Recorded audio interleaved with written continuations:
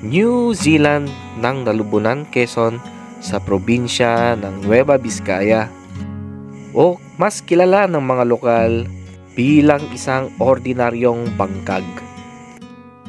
Bangkag, salitang Ilocano na ibig sabihin ay bakanteng lote na may kasamang pananim sa paligid nito. Isang lugar na nagtataglay ng napakagandang tanawin at payapang kapaligiran na talaga na may hahalin tulad mo siya sa bansang New Zealand.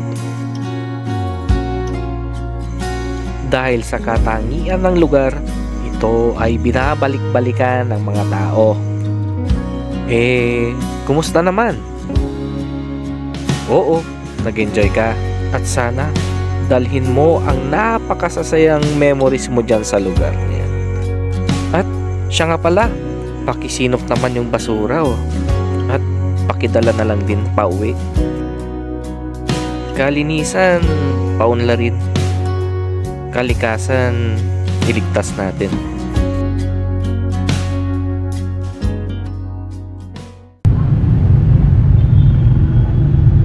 Ay, saan kaya makapunta?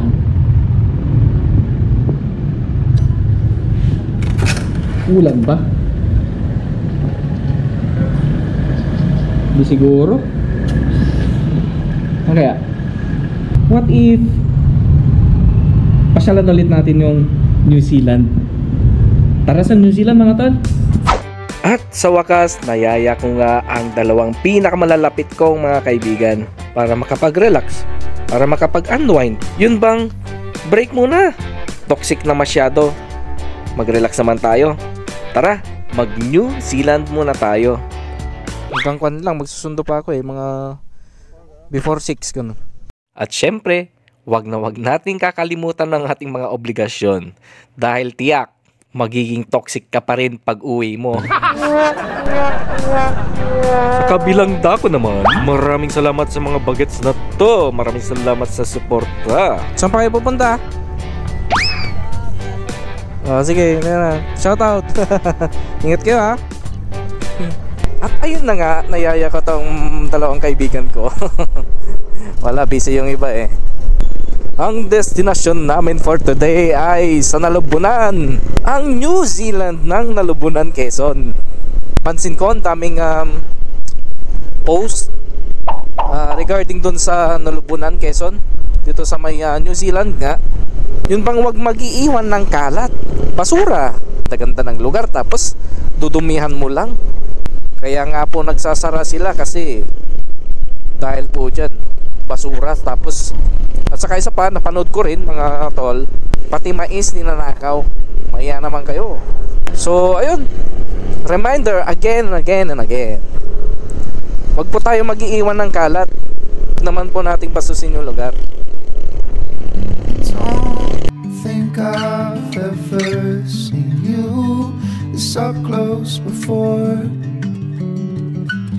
Every brushstroke so flawed together makes the whole. I'm cold, I am warm, I am truth, but I might walk on the sun.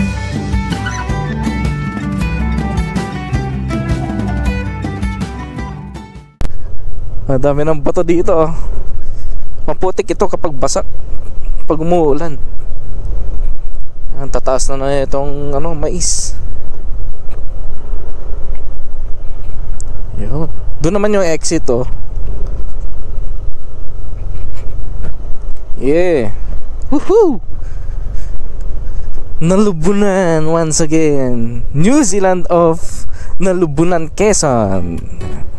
Once again, nandito na ulit kami. Ako. Daming tao. Ang tangkad na ng mga mais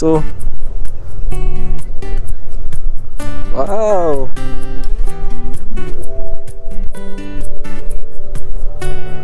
Woohoo! Camping.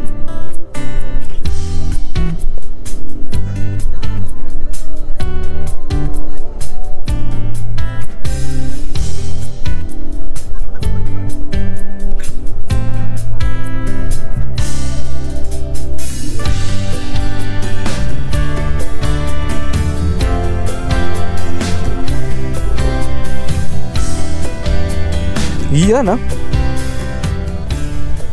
I wanna see you again, see you again. I don't wanna pretend.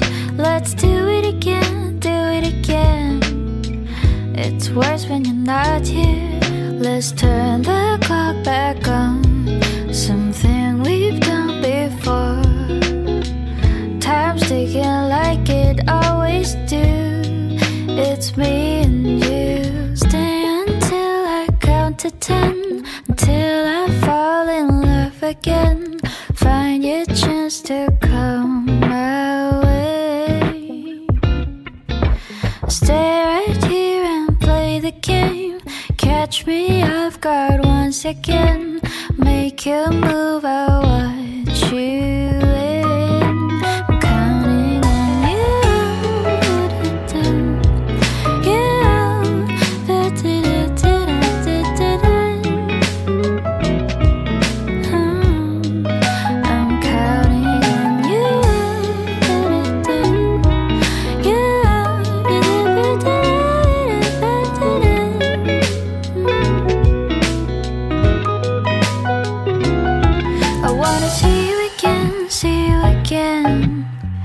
I don't wanna pretend. Let's do it again, do it again. It's worse when you're not here. I wanna see you again, see you again. Let's do it again, do it again. I'm counting on you. I wanna see you again, see you again. Let's do it again, do it again. I wanna see you again, see you again. Let's do it again, do it again.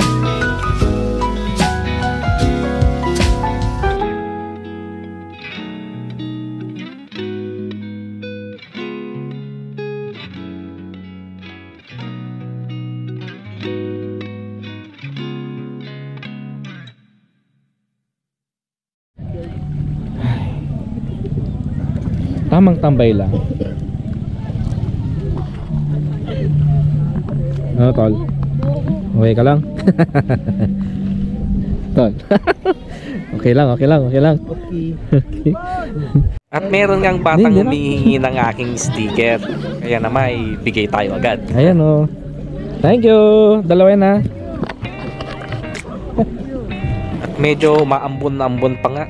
Iba-iba ng tiyempo ang panahon ngayon dito. Anong masasabi mo sa lugar tol? Maganda tol, maganda. Maganda, maganda. Maganda pagpahinga. Pahinga no. Ayan. Yeah. Tol, ano masasabi mo sa lugar? Ganda. Ganda, ganda. JC kasi wala eh. JC wala. Shout out kay Tol JC. Send. Absent. Insert Tol JC. No? Ano? Apat pa rin. Apat pa? Ay, dalawa. Dalawa pa? Sige, kuha tayo ng sticker.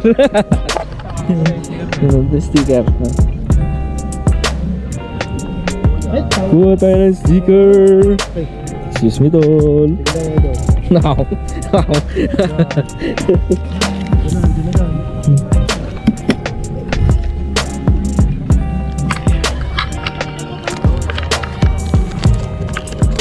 Hello, shout out. Sabihin mo, sino mo shout out mo? Sino shout out mo? Sino humingi ng ano, sticker? Ha? Saan? Saan? Sige na, garado. Ito na. Hello muna ikaw. Hello muna. Hello muna ikaw. Hello. And oh hoy, shout out sa mga nakasabayan natin mga tol dyan. Maraming salamat mga tol. Alam nyo mga tol, napag-isip-isip ko rin, kung may problema ka sa buhay mo, huwag agad magagalit o maiinis. Minsan, kailangan mo lang din i-relax ang sarili mo. Sama mo yung mga kaibigan mo, mga tunay mong kaibigan, nananatiling matibay at never nawawala sa tabi mo. Okay lang na konti lang ang kaibigan. Basta positive ang mindset at masaya ang buhay mo dahil sa kanila. Maraming tao ang lumakad sa loob at sa labas ng iyong buhay. Ngunit ang tunay na mga kaibigan lamang ang mag-iiwan ng mga bakas sa iyong puso. Hanggang sa muli mga tol, mag-iimis na muna kami ng mga kalat.